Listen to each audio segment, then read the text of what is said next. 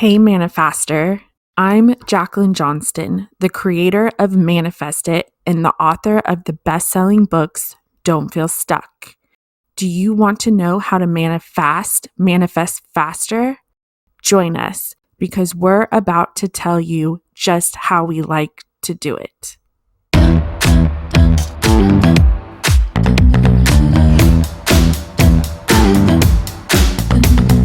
Move with the rhythm, shake it up, stop when the clock hits 13. Sing 1, 2, 3, 4. Cause no one can do it like we do it, like we do it, like we do it. Cause no one can do it like we do it, like we do it, like we do it. Cause no one can do it like we do it, like we do it, like we do it. Cause no one can do it like we do it, like we do it, like we do it. Hey, Melanie, thank you so much for coming on this podcast today. How are you doing? I'm great. I'm really happy to be here. Thank you so much for having me.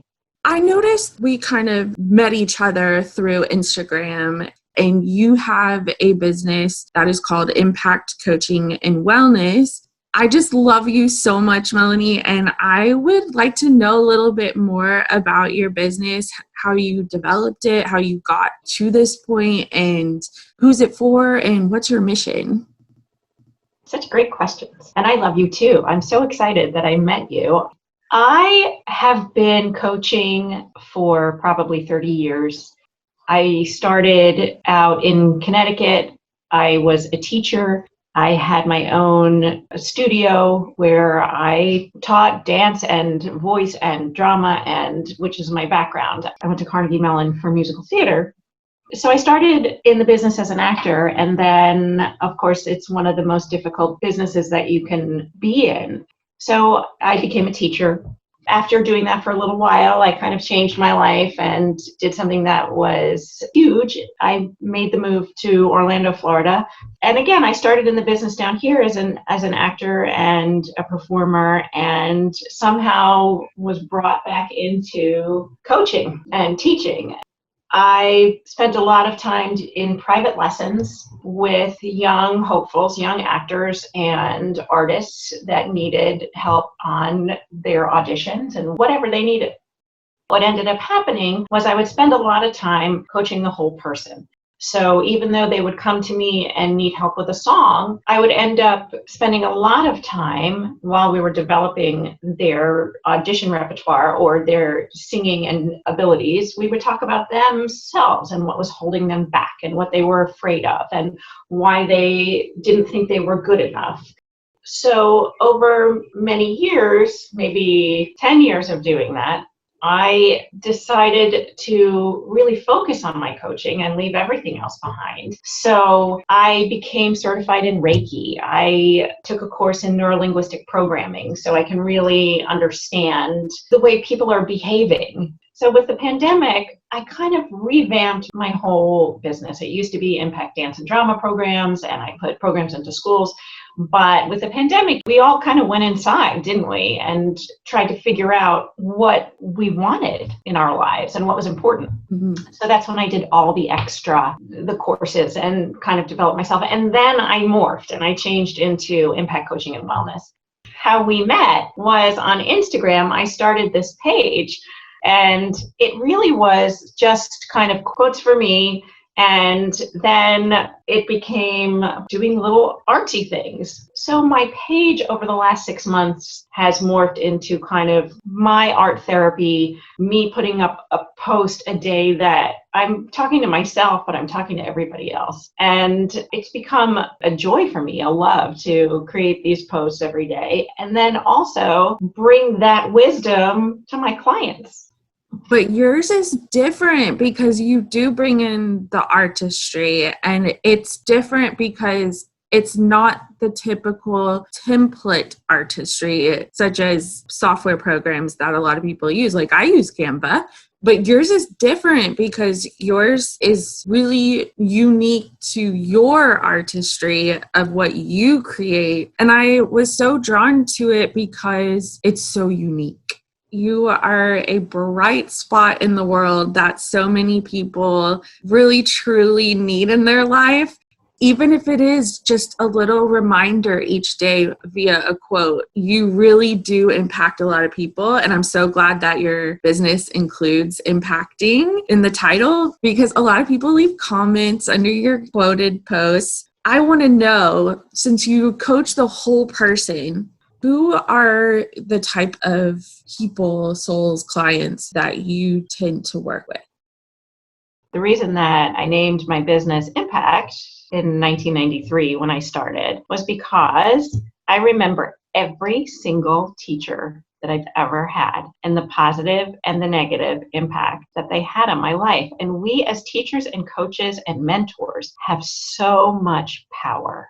We have the power to make or break somebody. So why not? If you have the power to lift somebody up and make a positive impact on their life, why not do that? I am always of the mindset that whoever comes through my door, in quotation marks, whoever comes through my door is somebody that was brought to me for whatever reason. They can be a fabulous singer, a fabulous performer, or they can be the shyest people I have ever encountered in my life. It's always a puzzle to me. But you've helped like famous people in the past. So yes, listeners, this woman has experience, okay? So I don't want our podcast listeners going, "Oh, she's another coach." No, she's really not. She's not another coach. She has coached famous people in the past. I don't want to name names out of respect for her unless she wants to name drop. Okay, so when I lived in Connecticut, I lived in a town that kind of was a getaway for celebrities from New York. So I had a lot of celebrity clients that came to my studio. Huge names. Huge. But, you can go to my website and look if you want, if you're interested. Yeah. Right? We could just leave it at that. I just want people to know, like, in the sea of coaches, because there's so many. Many coaches. So even if you are a coach out there and you're thinking, this is so hard and it's a struggle, it doesn't mean you can't still be a coach. You just might coach a different way. My niche really is the performer, really. That's what I do the best. I'm not a life coach. If you go to my website, it says Performance Life Career. I'm actually coaching a lovely man in London right now who I met through Instagram, and we're working on his voice for podcast and for on camera. The other thing, the reason why I was drawn to you, because I've been on one television interview and I thought I did okay, but everybody always feels like they want to improve their present. Mm-hmm. And I know before we started this podcast today, we were talking about speaking, so I definitely have a lot to learn. And that was another reason why I was drawn to you, because in order for me as a client to grow, I need to practice this type of thing. And as a business owner, you have to have presence and confidence. I think that what you're doing is totally needed in this world, because people don't always think about the little things such as speaking and having the presence in your tone, especially in podcasting, but also on video, because my voice gets a little shaky sometimes and I don't even realize it. And that was another reason why I wanted to interview you, because I want to know more about how you help people and do all this stuff. The people that I coach, I'm really, really drawn to the teenagers and the college kids that are struggling with their self-worth. I can't tell you how important it is for teenagers and college-age kids to know that they're valuable, to know that what they think, what they're thinking is important, that it doesn't matter what they look like. Our voice is so related to how we feel about ourselves. It's so emotional, because if you think about it, if you're nervous, your voice shakes. If you're angry, your throat gets tense. If you're happy, it flows out of you. Coaching voices and acting even, because I love that too, but it's the voice is the veil that's covering who we are inside. So one of my favorite things to do is bring these young people out of their shells and find out what they're afraid of. What are you afraid of? I know you yell. Don't you yell when you get angry? Yes, they say. So why are you singing at this very low volume? And then we do exercises to see how loud their voice can get. Well, that's singing phonating on a pitch. So if you can yell like that, then you can sing louder. I know you have it in you. Well, I'm afraid I'm going to sound bad. I'm afraid I'm going to crack. I'm afraid that people aren't going to like how my voice sounds. So you have to get through all of these steps so that we can open up ourselves. And then, it's about, I call it adjusting your speakers, because our voice comes out straight. But when you want to add in tone, you have to mess with your placement. And there's resonance chambers, and you have to breathe from your diaphragm. And it's all of these things that you have to add in. But underneath it all, it's how you feel about yourself. The voice, it is one of the biggest communication tools that we have. I mean, if you think about all the people who make tons of money in their businesses, it's because they're really good at speaking, or they're really good with their voice, even if it's singing. So I look at it from a particle vibration level, and your voice is literally creating gravitational waves, and energy is being thrown out. When I say thrown out, I just mean shifted and shaped. Mm-hmm. And that is how the universe communicates with you, is through the vibrational of energy. And the more belief of certainty you have, the quicker the universe will respond to you, because it's like you're commanding, hey, this is what I believe to be true. This is what I'm open to. And so, yeah, you're right. When you're scared or nervous, your voice gets shaky. And I'm the same way. And so I think if you can improve, and my boyfriend and I, we talk about this all the time, because, he's kind of my therapist. He always says, I think if you can learn public speaking, I think you will just go so far. And the insecurity, like you said, there's layers and layers and layers. The insecurity I have is, when I did that TV interview, I didn't even know it was a TV interview. I thought it was a podcast. I didn't have time to let my insecurities take over my mind. I just went with it. I winged it. And so, the reason why I don't do speaking and more TV stuff is, well, one, I don't have the experience.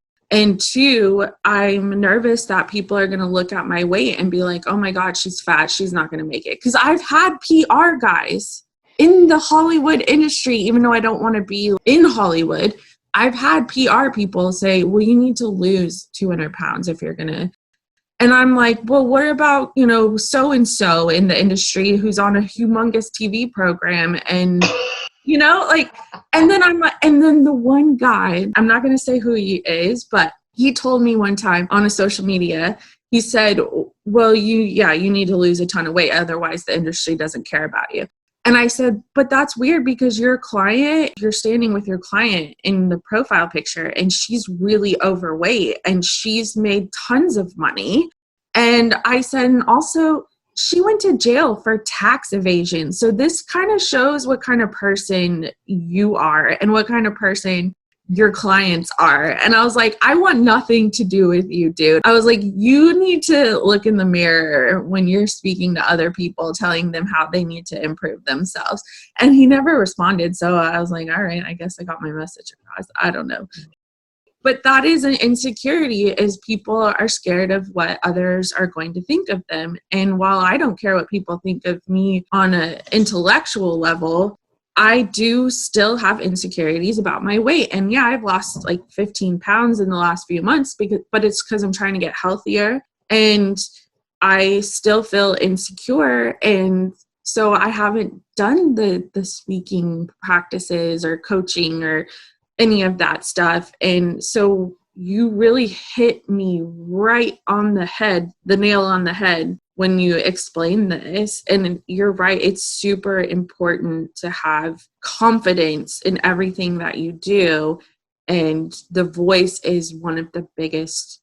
Body language is also another one. Yeah, body language with my students, when they're singing or speaking, you have to lift your chest up. You have to allow for your lungs to be able to expand. And that's when body image comes in, because a lot of the people that I coach let their rib cage drop. And there's no way you can get in enough body. If you let your rib cage drop and put your head down, it instantly comes across as you don't have the confidence in yourself. Just take any of the superheroes, for example. I get this image of Superman, he's standing with his chest out and his hands on his hips, and you just know that he's so confident. So a lot of times I make my students do things physically. We try it on. How does that feel? Try on that suit of confidence. How does it feel? It feels weird. It feels so weird. That's because you don't do it every day in your life. Poor women, we have a chest that we have to deal with. And especially when, if you have a large chest or a small chest, and you don't want to stick it out because somebody might notice it. It brings attention to you. Like I said, there's so many layers. So in my sessions, let's try that on. Let's stand up straight. How does that feel? What would happen if you opened your mouth? Because in order to speak, in order to sing, you have to open your mouth wider than you do in real life. You have to really think about enunciating. We don't enunciate. We have a culture of kids almost slurring their words. I don't know why. It's so hard to understand kids because they mumble. Why are you mumbling? I don't understand you. I'm dealing with issues that nobody's taking time to tell the kids, the young adult. Nobody's taking time to give them the tools that are going to make it easier for them to live life. So that's going back to how this whole thing started, is being able to take these beautiful souls and give them the tools that they need to make their lives successful. And planting seeds in their minds. Yeah. I love that. And speaking of young people, so I'm almost 40. I'll be 40 in a couple of years, like 2 years. Which is fine because 40 is the new 20, right? That's 40 it was the best decade for me, my 40s. Terry Bradshaw said 40 is the new 20.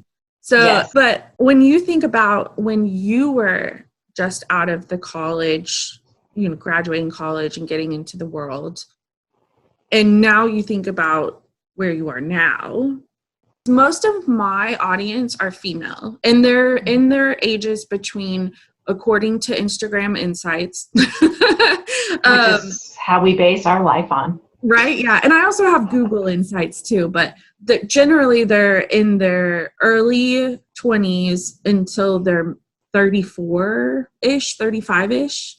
That's the bulk of the women that follow me. And so when you think about how you were at that age, what's the best advice you could give, not only yourself, but just for women in general who want to become an actor, become a singer, own their own business, whatever it is that they feel passionate about in the world?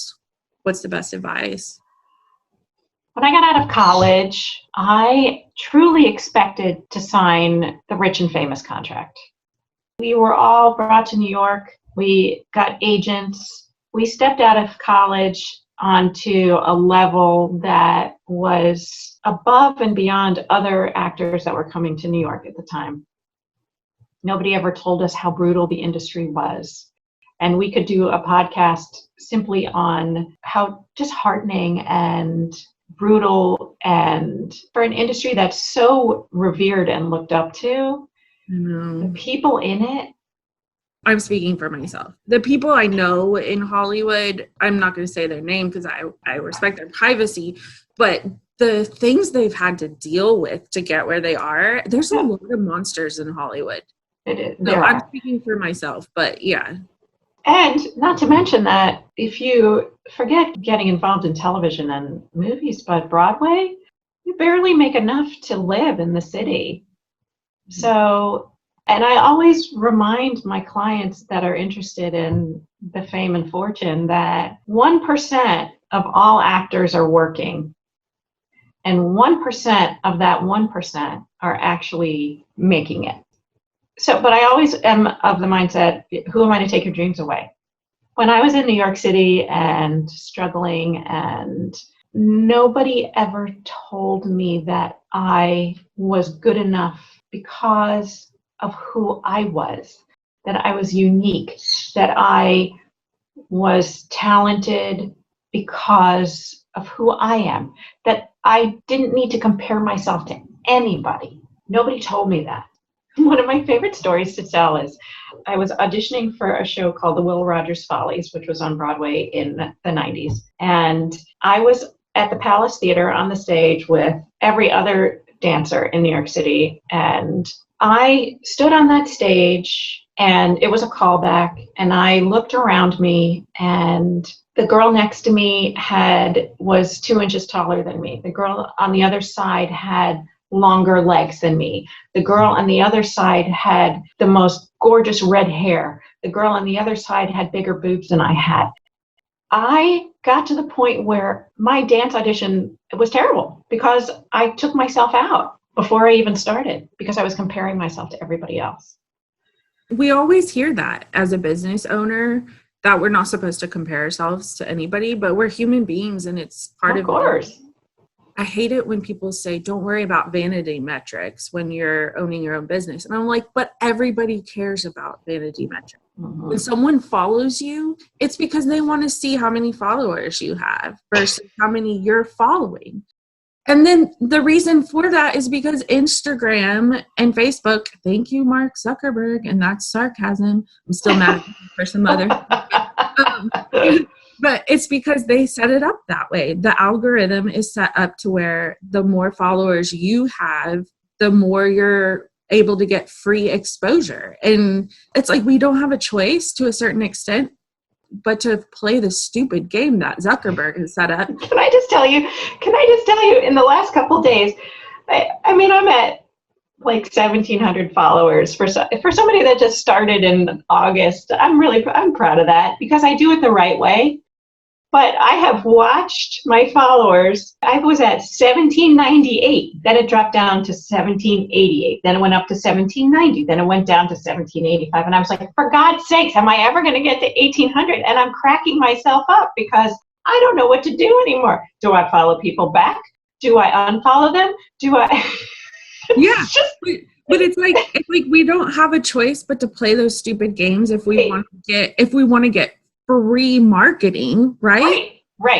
But you're right. We go around and we tell each other, oh, don't compare yourself to anyone. Right. And it's like, how can we not when we have, these white guys owning these businesses and telling us as women and business owners, this is the game. And if you want it, just like that PR guy, when he was like, well, if you want to get more book sales, you're going to have to lose a lot of weight. And it's like, really? And we both agree there's a lot of people in the entertainment, Hollywood, media, even media industry. My experience is more media. There's a lot of really bad people out there, but it's like the industry itself breeds these people. So yeah, you come in as a young woman, you're not being told all these things to watch out for or maybe don't focus on. So your self-confidence just breaks down. And then some people, if they don't have a soul or a heart, they're like, ooh, I'm going to play this game and I'm going to just climb up the ladder. And then they become the monster. Mm-hmm. And that's it. That's unfortunately the problem is that there's a lot of bad people. So how do we combat that? You have to live your life. You have to be honest. You have to surround yourself with good people that support you, that lift you up, because you have to be able to sleep at night. And that is the most important thing. That if I could go back and tell myself anything from at that age, is that there is no quick route. There's no quick way. I was just talking about this the other day. I got the first 2 or 3 jobs that I auditioned for when I was in New York. And it was like, I was like, this is the easiest thing I've ever done. But nobody said to me, well, okay, but the statistics are you book 1 out of every 50 you audition for. So I was on a streak, I thought, and then it went to nothing. So then you start second guessing, nobody told me that. So it's the same even for owning your own business. Right. One of my goals before the pandemic was I went through really hard time in my life, as we all go through at some point. And this was before the pandemic hit. This was in the last few years before that. But I went through a phase where I experienced so much loss. I lost my dad. I lost my best friend on the planet to cancer. I lost 3 of my pets. It was like one after the other after the other. And I truly didn't understand it. I went to therapy, and I'm a big advocate of therapy and doing whatever you need to do to set your head on straight so you can survive this life. And I said to my therapist, I want to be true to myself. I need to come out of this. I need to find a way to be true to myself. I need to stop saying yes to people. I need to stop being a people pleaser. I need to let go of the toxic people in my life. And then the pandemic happened. And it was amazing that I was able to shed all this stuff, because you had to figure out how to survive. I was able slowly to get rid of the things that were weighing me down. Mm-hmm. And that's when I started, 6 months into the pandemic, of course, not 3, whatever, but finding out who's inside of me. So my advice, going back to when you're true to yourself, when you can be honest with who you are and what you want and what you need, the right people are going to show up. The right people, the right things, the right job, the right everything will show up when you stop and think and write it down, just like you say in manifesting. You write it down and you say, this matters to me. I have an opinion about this. This is my heart. This is my soul. I want to do this with my life. And do that. Everybody's reality is different. Everybody comes from a place of, this is my goal. This is my life. So you're on your path. You have to do what's right for you. People are going to come in and out of your life. The good people are going to stay. The people that were just there for a minute are going to leave and maybe push you to the next phase. But when you stop doing things for other people, and this is a fine line, because you have to do other things. You have to do things for other people. You have to be a good person. You have to be a supportive. You have to lift each other up. You have to honor other people. But at the same time, you have to make sure that you honor yourself first, because then honoring other people is so much easier.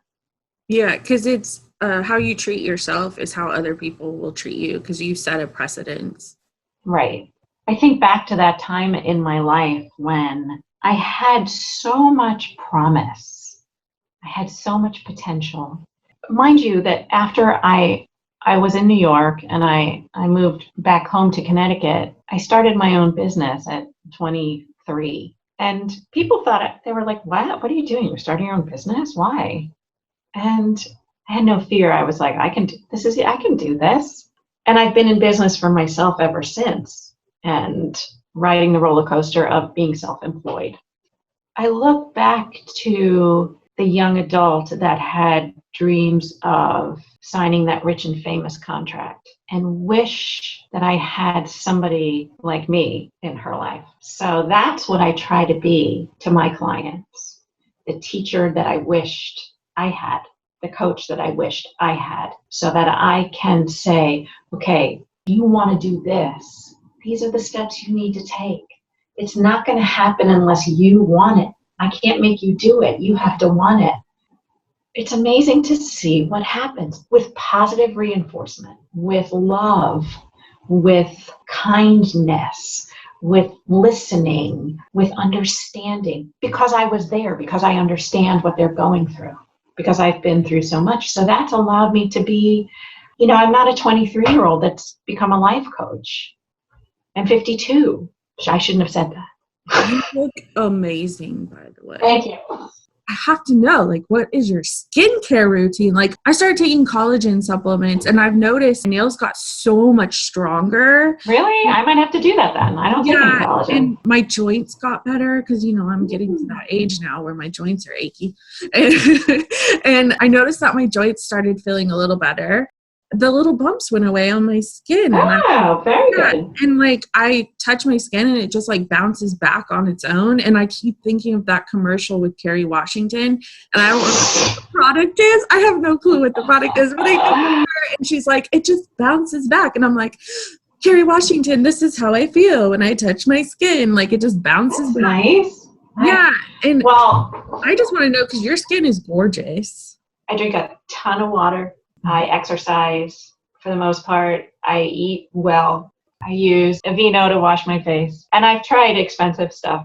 Once you get to your mid 40s, now you on camera too, Jacqueline, you have really nice skin. Yeah, you look very, very bright and lovely. But once you get to your middle 40s, you're going to start to notice sun stuff. So then, you got to invest in a little Retin-A. But that's it. Retin-A, a little Clinique cream at night, and lots of water, And rest, right? You got to get sleep. I do. I sleep. I love sleeping. Yeah, I love sleeping.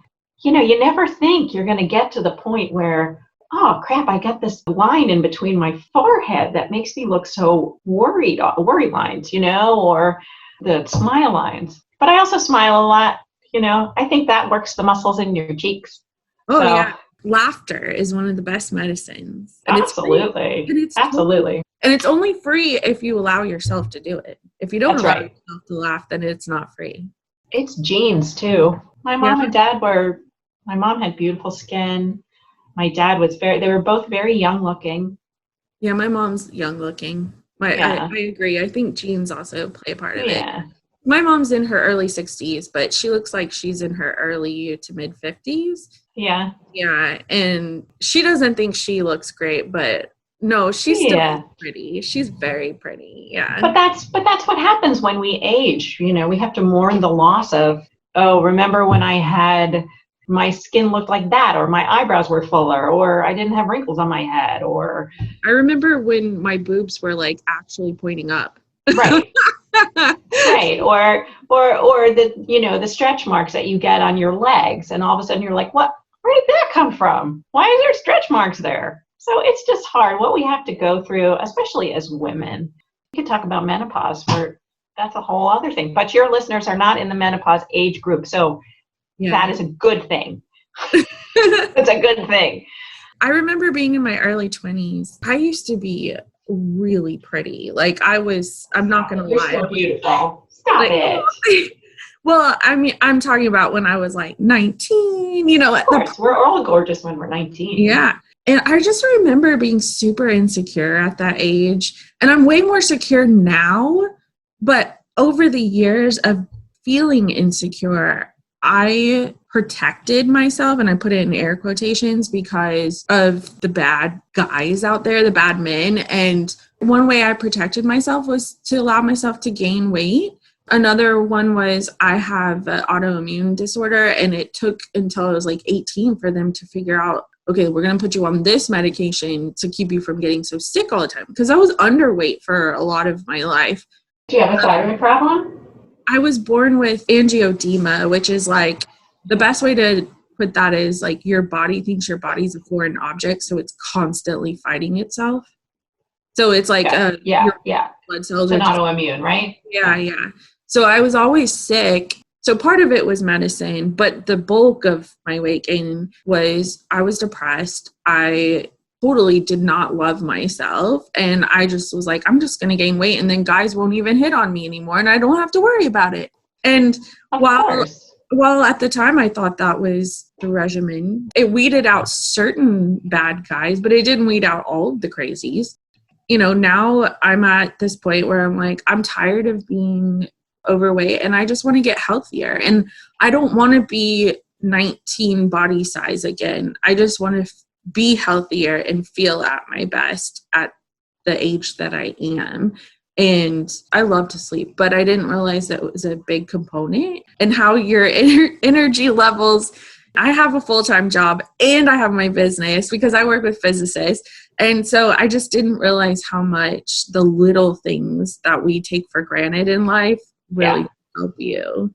So if I could go back to my 20s, I would tell the ladies, make sure you get enough sleep because that will affect your mood. And when your mood's affected, Absolutely. then you may grab for something unhealthy, or you may have that extra cup of coffee, and we're not perfect. So we just have to, I always say to everybody now, take it one day at a time and try not to worry so much about, like we were saying earlier, the comparison syndrome. And it's hard and we do it, but you're right. If you don't get to the core of what's going on, what you want, what moves you, what makes you feel, this is my purpose, you get so distracted by all of the things that go on around you that you just over time start allowing yourself to not be, I don't want to say not be loved, but you don't love yourself as a first priority. And then therefore the domino effect of all the things start accumulating around you. And before you know it, you're like,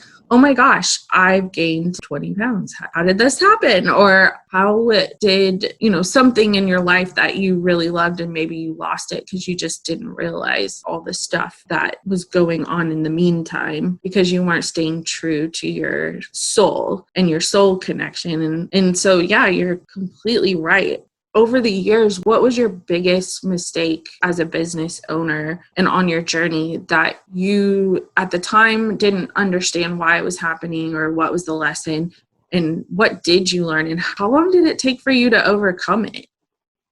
I don't know that I can look back and say that was a huge mistake. I should have done that. Because everything that happens in my life, I had an incredible business in Connecticut. I had the most beautiful studio on 3 acres. I had 2 dance studios and an art center, and it was a beautiful business. It really was. But I just felt like I was very stagnant. And that was when I was 32. And I just felt like I was stuck. I couldn't believe that at age 32 that I had reached my potential in this town, which is how I felt. I felt like I had done everything. I had a successful business. There was an incredible regional theater in the community that I was playing leads in. And I just thought, there has to be something bigger than this in my life. I felt like I was destined for bigger things. So when I look back and I think to that time in my life, I think that the mistake was I did not transition out of that life into my next life properly. I feel like I was too immature, believe it or not, at 32, to tie up loose ends, to be grateful, I basically blew everything up and almost ran away to Orlando, Florida, of all places. But if I could go back to that, I would do it again. I would do it differently.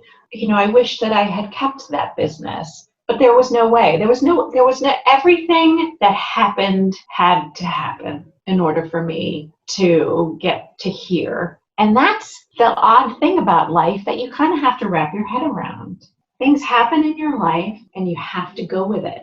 You have to trust your instincts. You have to listen to the little voice in your head. You have to say, okay, I'm being pulled down this road and it feels right and I got to go with it. I know now I am meeting people that are going through the same thing that I went through when I was 30. That are getting to their 30s and going, I don't know what I did. How did I get to here? I thought, well, this was going to be great. I was going to have this beautiful life and I got married and I'm supposed to have a kid by the time I'm 30 and we're going to have this beautiful life together. And then when you hit 30, you kind of realize that it's not like it is in the fairy tale at all. And it's really hard to wrap your brain around that. So that's when the whole part about being true to yourself comes back in.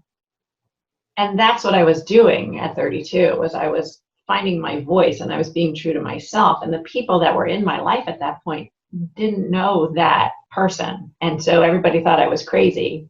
Like, why are you behaving like this? What are you doing? And it's because I had spent my entire life up until that point doing what everybody else wanted me to do. That was my catalyst to finding myself. I've experienced so much. I mean, I'm a pretty down-to-earth together person. But when I tell people all the stuff that I went through, they're like, what, really? You made it? Yeah, I made it. And so can you. You can do it. Yeah. You can do it. For sure, because when I was 26, I had a relationship with a narcissist and I had gotten out of it and I was at my lowest point ever because I had grown to 26 with a low self-esteem and I tried to commit suicide and it didn't work. At that point, I had reached my realization that it was like, okay, now I'm going to put myself first and I'm going to stop doing what the world expects of me in that stupid fairy tale image. Once I got out of that situation, I was like, okay, it's time to work on me. It's time to heal myself. My biggest mistake on a personal level was listening to other people, like you said.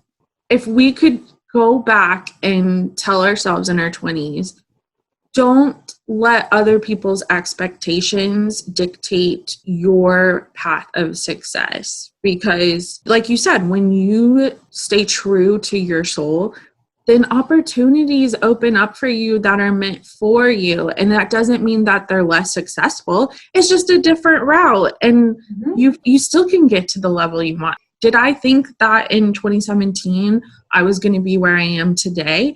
No, not at all. But I, like you said, I listened to my intuition and I went with it. I've made mistakes in the last few years. You know, I've spent money where I was like, crap, I shouldn't have paid for that. Why did I do that? But it's okay because they're not really mistakes. And I like to call them test runs. Yeah. It's like Elon Musk with his whole SpaceX, you know, he has to do all those test runs of the rockets and then they crash and they burn. But then with all the practice, he's able to successfully launch. And so I don't think there are mistakes. I think that they are test runs. They're just practice for the real thing.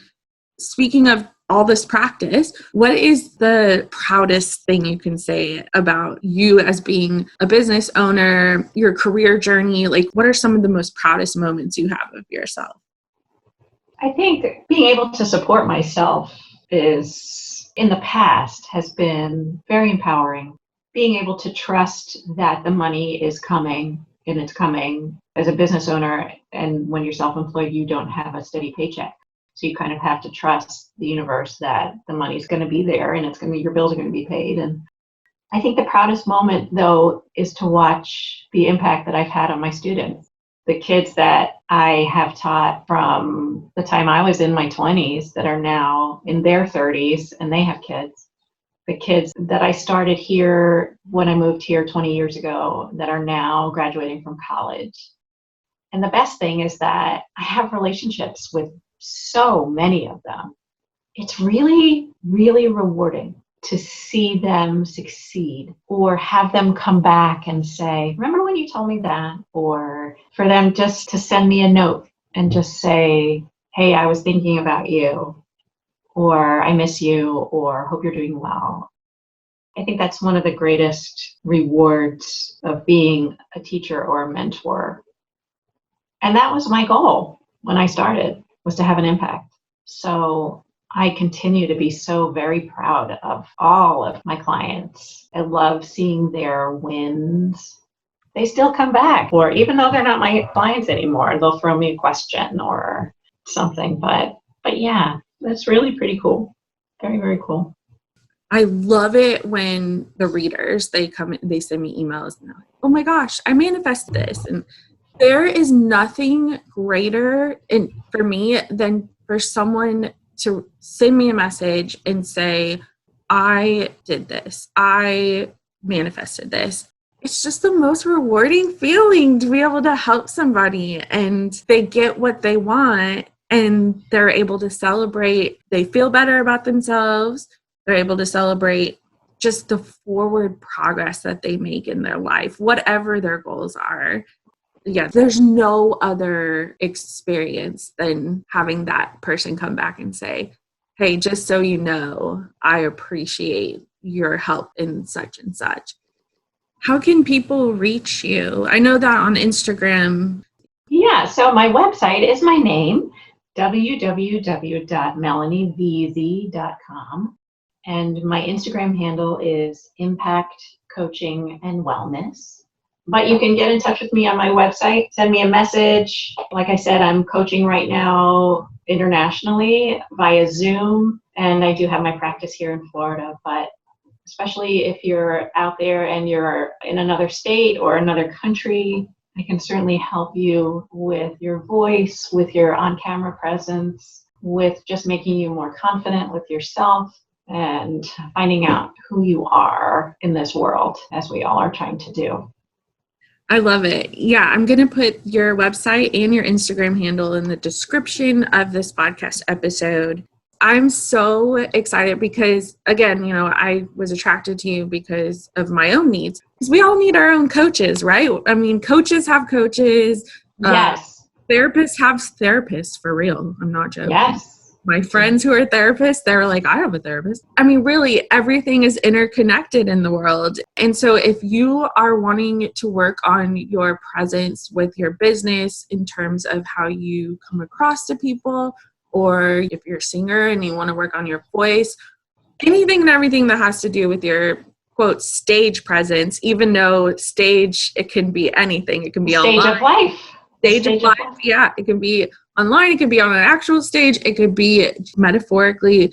Right. Definitely turn to Melanie. She knows. Yeah. Oh, you're sweet. Thank you so much. Thank you. You're just the best, Jacqueline, and I just adore you and so grateful that we're friends and have gotten the chance to connect today. And I hope your listeners enjoyed. You're full of a lot of wisdom. So well, thank you. And we tackled some topics that, you know, it's hard for women to talk about. So I really hope this has helped a lot of people, and I feel like it will. So, are you ready to manifest even faster? Go to your country's Amazon website and type in "don't feel stuck." Seriously, your soul will thank you. See you next time, manifestors.